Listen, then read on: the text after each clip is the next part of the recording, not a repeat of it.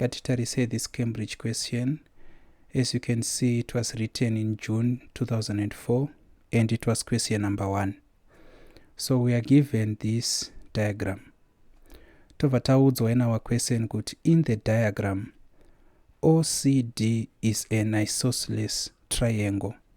Saka OCD, throughout the whole diagram, this is an isosceles triangle with OC is equal to OD, which is equal to 10 centimeters. Saka OC na OD, they are both 10 centimeters. And angle COD is equal to 0.8 radians. The point A, which is this point, and B, that point, and on OC and OD respectively, are joined by an arc of a circle with center O, this is O, and radius 6 centimeters. Question part 1, find the area of the shaded region. Saka shaded region tinogona kusaiona edu, but it's probably going to be this part. That is the shaded region. How are we going to find the area of that shaded region? Saka taudzwa kuti this is an isosceles triangle, but hatina kupiwa a perpendicular height. So kana chida kutsvaka the area of this isosceles triangle tisina a perpendicular height, tichashandisa this basic formula inoti area of triangle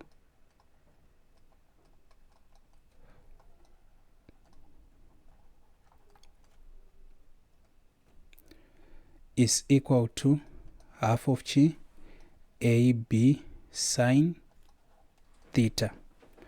And as you can see, kuti A wedu anengari 10 centimeters and B wedu anengari 10 centimeters. What about theta? Theta anengari equal to 0.8 radians, like that. Sakata define A, B na theta. A na B tinovasarudza as the lines which are making up the angle, which is 0.8 radians. Kana kuti tinoti A, B are going to be the lines which are forming the angle theta. Maybe if we write it down, it will be important. A, B are the lines forming theta. That's how it's going to be put. So taziva kuti the area of a triangle tinoiwana sei.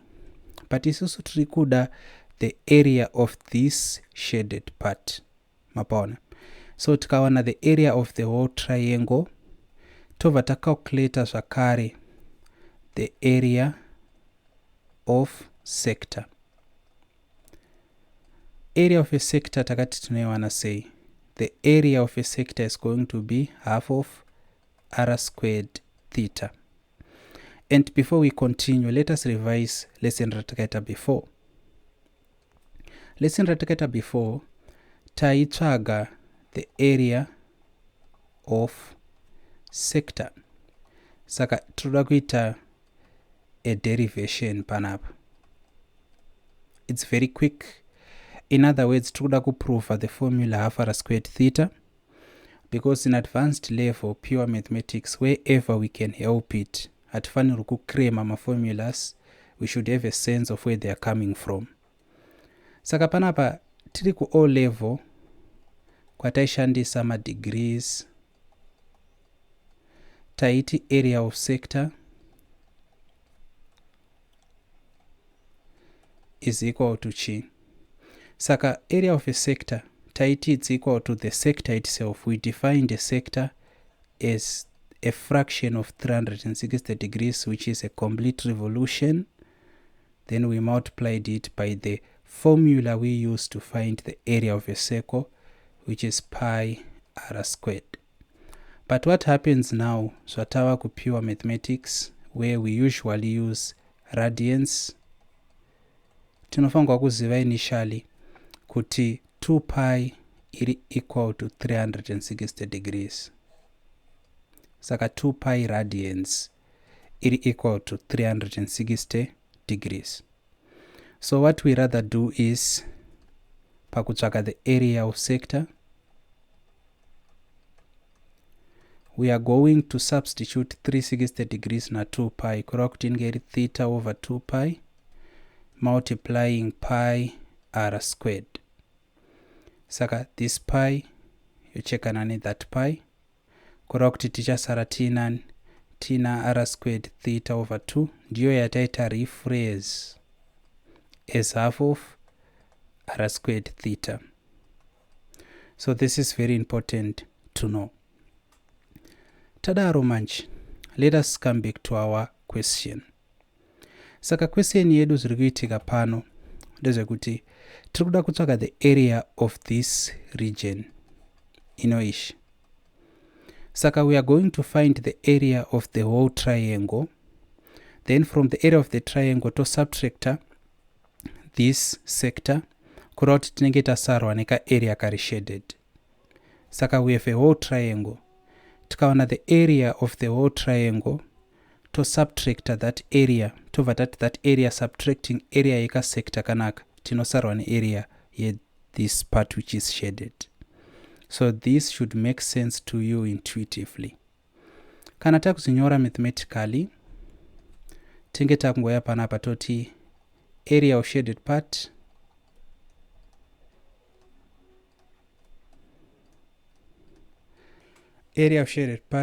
is equal to area of triangle subtracting area of what? Area of shaded part is equal to area of triangle subtracting area of sector. So area of triangle tinoiwana sei tinoshandisa the formula half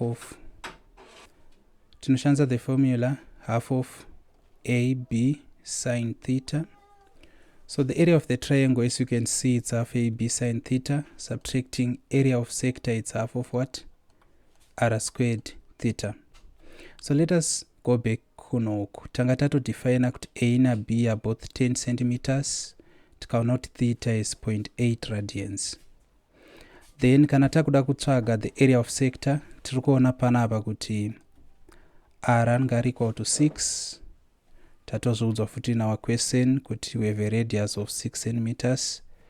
Tiri kuona zvakare kuti theta inenge iri 0.8 radians. So that is what we are going to be applying kunoku. So as we have stated kumsoro uku, we know that this is half of A into 10, B into 10, sine of 0.8, subtracting, then that is half of R and 6, so it's actually 6 squared, and theta inge 0.8. Saka pakadai so much paku solve this, and we now need to use a calculator yatakaisa kuma radians.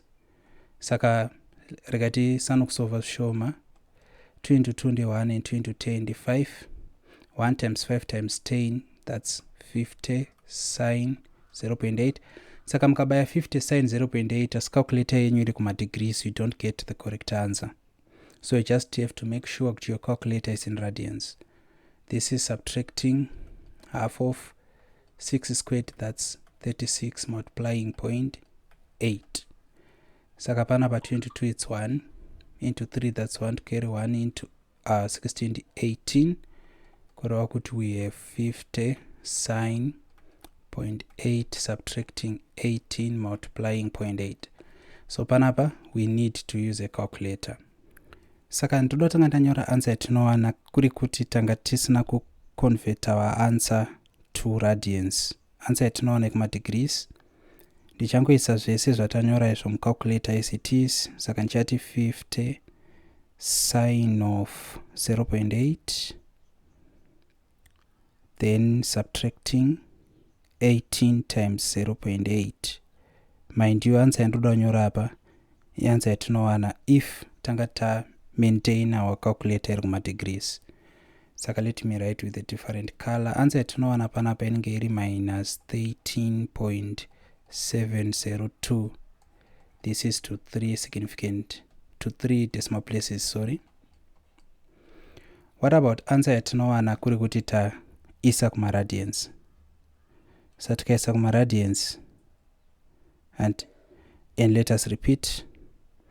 Yakumaradians calculator yangu 50 sine of 0.8 like this, subtracting 18 times 0.8 like that. Answer endiri kuwana panapa, it's 21.468 to 3 decimal places. And saka as you can see, we cannot have a negative area. Saka automatically this becomes wrong. And why is it wrong? Tashandisa ma degrees, yet tachimawashandisa ma radians. And then this becomes correct. So that is the area of the shaded region. Tinoiwana say area of shaded region. Tinoiwana nenzira yekutora the area of the whole triangle tot minus the area of the sector.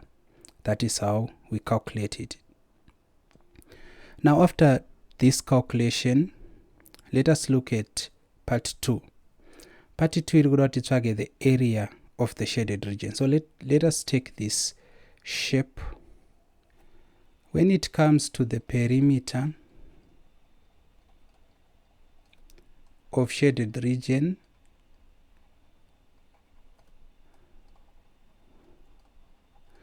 we know that perimeter is the distance right around the shape.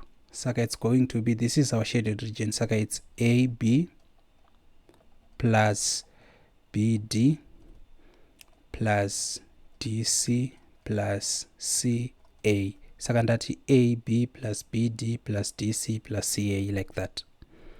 So let us fill up zvinhu zvatatopiwa kudhara.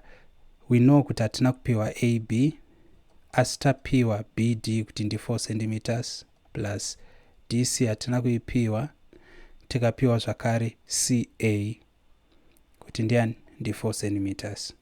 So this is basically AB plus DC plus 8 centimeters like that. Saka tofunga kuwana nzira yekucalculata AB, towana nzira yekucalculata DC.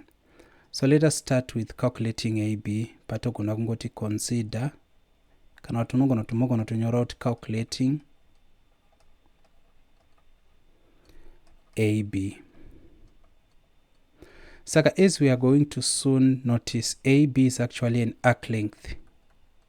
So arc length AB inenge equal to r theta. But izvi zvinobvepi? Let us derive arc length. Saka derivation yedu inobva ku level. Saka ku level kwataishandisa ma degrees. And taiti arc length iri equal to, we define because the arc length ingeri part of a sector, as we should know. Kuti kana tiine sector yakadai so, chiri kunzi arc length panapa, this part, this is the arc length.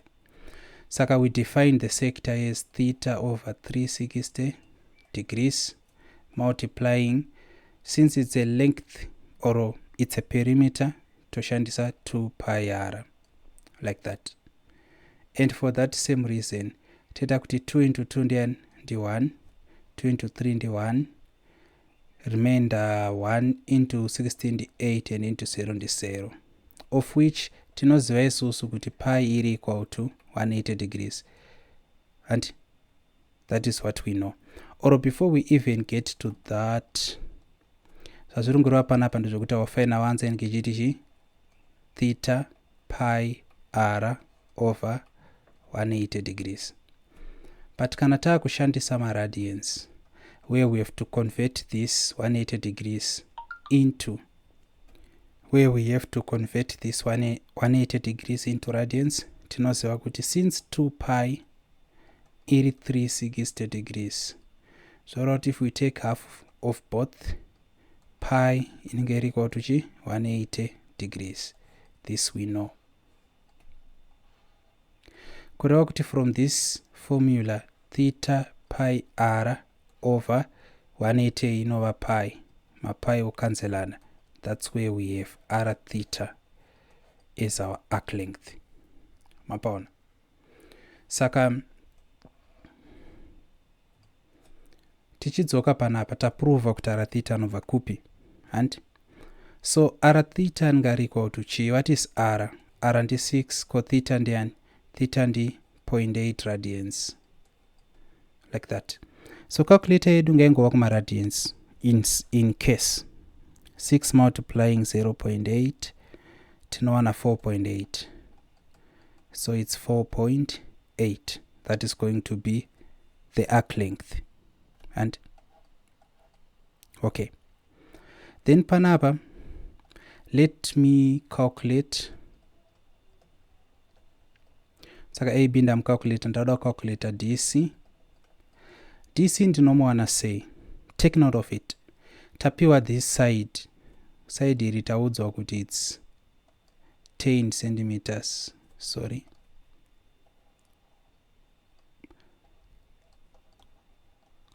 The same as that side.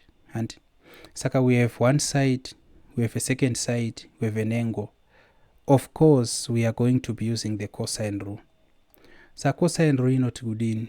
Cosine rule inoti a squared ingeri equal to b squared plus c squared minus 2bc cos of a. Like that. Saka of course inenge iri a de ino e kuitira kuti angle e iwe chi a. Mapaona. So tanyora our cosine rule sezvataita panapa nti. So atinenge takungoita ndezvekuti we have to know kuti a ndiani, b ndiani, c ndiani. Saka a anofanirwa kuva side opposite the internal angle 0.8 radians. And that's why tanyora a panapa. Then b na c you can place them wherever. Patesa b apa tangachitogona kuisa c, patesa c tachigona kuisa b. Saka b na c zviri interchangeable, but a should be the opposite side to the internal angle.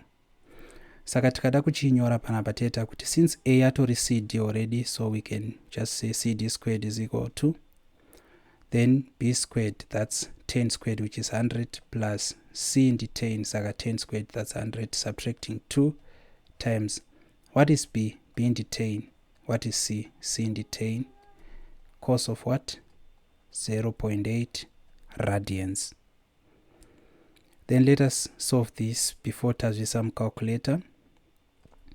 So this is actually going to be equal to 200, and from 100 plus 100 minus 2 times 10 d 20, 20 times 10 d 200. So it's minus 200 cos of 0.8. Remember panapa tina cd squared. Kuti tisare tina cd, we take the square root of both. So cd is equal to, making sure out calculator yedu iri in radians, we can just insert, kana uti input sezva zviri, square root of 200 minus 200 cos of 0.8. In your own time unogona kutrya ku calculator that makaisa kuma degrees monotanze nyinobdairichi. The answer we are getting here to 3 significant, to 3 decimal places ingeri 7.788. That's our answer. So ndiyo answer yatiri kuwana pa DC kana kuti CD, however we can put it. Kureva kuti pano ndikada ngokontinyira panapa. Tacalculator AB taona kuti AB anenge ari 4.8 plus tacalculator CD kana kuti DC tikaona kuti ndi 7.